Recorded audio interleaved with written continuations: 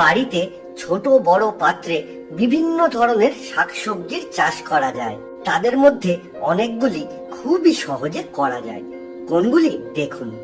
বাজার থেকে কেনা পাকা টমেটোর বীজ থেকে চারা করে সেই গাছে প্রচুর টমেটো পাওয়া সম্ভব খুবই সহজে। লঙ্কা বা মরিচ, এরকম শুকনো লঙ্কার বীজ থেকেও টমেটোর মতো একইভাবে গাছ করা সম্ভব। ধনেপাতা, বাড়িতে রান্নার জন্য আনা গোটা ধনে থেকে খুব সহজেই টবে প্রচুর ধনেপাতা করা যায়।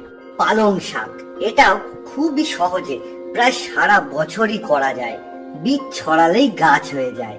উচ্ছে বা করলাও খুবই সহজে পাকা ফলের বীজ থেকে বা কিনে এনেও করে ফেলা যায়, এবং একটু মাচার ব্যবস্থা করতে পারলে প্রচুর ফলন হয়।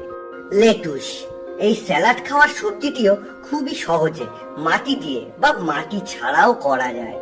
বরবটিও বাড়িতে মাচা ছাড়া এবং মাচা করে দুরকম ভাবে খুব সহজেই চাষ করা সম্ভব।